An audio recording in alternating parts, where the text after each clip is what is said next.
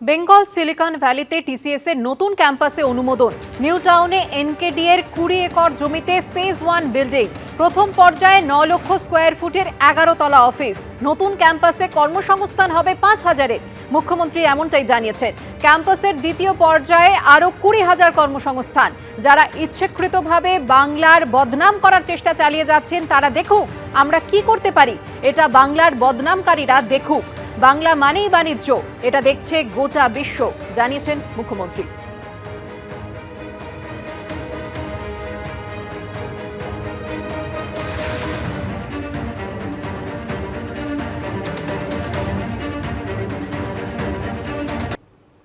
সাতাশে জুনের মধ্যে রাজ্য সরকারকে কর্মচারীদের বকেয়া ডিএর 25% দিয়ে দিতে হবে, এমনই নির্দেশ দিয়েছে সুপ্রিম কোর্ট। কিন্তু এখনো পর্যন্ত ডিএ দেওয়া নিয়ে কোনো বিজ্ঞপ্তি জারি করেনি রাজ্য সরকার, যার ফলে দ্বন্দ্বে রয়েছেন পশ্চিমবঙ্গের রাজ্য সরকারি কর্মচারীরা। বকেয়া ডিএর 25% না পেলে আদালত অবমাননার মামলা করার হুঁশিয়ারিও দিয়েছেন রাজ্য সরকারি কর্মচারীদের একাংশ।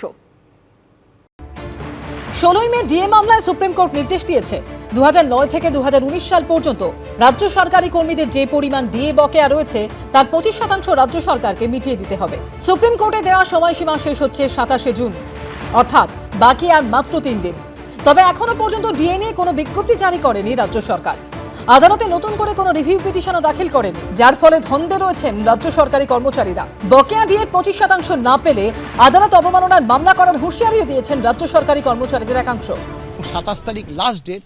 আমরা 28 তারিখ আমাদের মাননীয় যে আইনজীবী ফিরদৌস শামীম তার কাছে আমরা যে নোটিশ দুটো অর্ডারের কপি যে একদম নবান্নতে গিয়ে জমা দিয়ে এসেছিলাম, সেই কপিগুলো দিয়ে চিফ সেক্রেটারি এবং ফিনান্স সেক্রেটারিকে বাই নেমে নোটিশ করে তাদেরকে মিনিমাম 6-7 দিন সময় দিতে হবে। 6-7 দিনের মধ্যে যদি কোনো রেসপন্স আমরা না পাই, ওই নোটিশের কপি দিয়ে আমরা সুপ্রিম কোর্টে আদালত অবমাননার মামলা ঠুকব।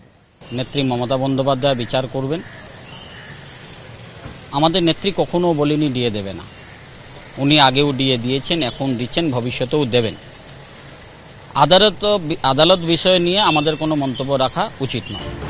বকেয়া ডিএর দাবিতে 879 দিন ধরে আন্দোলন চালাচ্ছে সংগ্রামী যৌথ মঞ্চ। এখনো তাদের দাবির কোনো সুরাহা হয়নি। সুপ্রিম কোর্টের রায়ের পরে কিছুটা আশার আলো দেখছিলেন তারা, কিন্তু রাজ্য সরকার এখনো কোনো পদক্ষেপ না করায় হতাশ সকলে। এখনো পর্যন্ত ওটা সাবমিশন হয়নি। সাবমিশন যখন হয়নি এখনো পর্যন্ত, তার মানে বোঝাই যাচ্ছে লাস্ট ডেটেতে ওরা ওই মেল করে ওইটাকে ইয়ে করবে।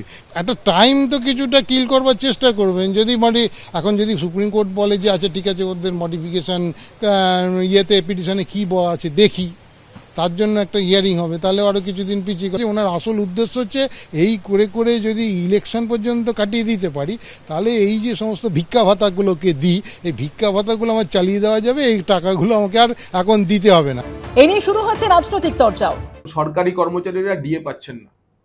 মমতা বন্দ্যোপাধ্যায়ের সরকার সিদ্ধান্ত নিয়েছে সুপ্রিম কোর্টের নির্দেশ দেওয়ার পরেও বকেয়া 25% ডিএ তারা দেবে না, এবং তার জন্য নানা অজুহাত ছল চাতুরি করা শুরু হয়ে গেছে। নবান্নের যে খবর পাওয়া যাচ্ছে এবং যা সিদ্ধান্ত হয়েছে, কিন্তু তিনি মুখের ওপর বলে দিয়েছেন আমার ভাতা চলবে, ডিএ চলবে না, ডিএ আমি দেব না। রাজ্য সরকার আবার সুপ্রিম কোর্টে যাবে। রাজ্য সরকার আবার গিয়ে বলবে যে রিভিউ করুন হুজুর, ডিএ দেওয়ার আর্থিক সংস্থান নেই। প্রশাসনিক বিষয়, সম্পূর্ণ প্রশাসনিক বিষয়, সরকারি বিষয়। রথযাত্রার কারণে 27শে জুন রাজ্য সরকারি ছুটি রয়েছে। তবে নবান্ন সূত্রে খবর, সোমবারও বকেয়া ডিএর বিষয় নিয়ে উচ্চ পর্যায়ের বৈঠক হয়েছে। নির্ধারিত সময়ের আগে সুপ্রিম কোর্টের গাইডলাইন নিয়ে অবস্থান স্পষ্ট করতে পারে রাজ্য সরকার। 2009 থেকে 2019 পর্যন্ত রাজ্য সরকারি কর্মীদের বকেয়া ডিএর 25% দেওয়া হতে পারে তাদের পিএফ অ্যাকাউন্টে। অবসরপ্রাপ্ত কর্মীদের বকেয়া ডিএর 25% দেওয়া হতে পারে তাদের ব্যাংক অ্যাকাউন্টে। সেই সব দিক কি বিজ্ঞপ্তি জারি হয়, সেদিকেই তাকিয়ে সরকারি কর্মচারীরা। অনির্বাণ বিশ্বাস ও আশাবুল হোসেনের রিপোর্ট, এবিপি আনন্দ, কলকাতা।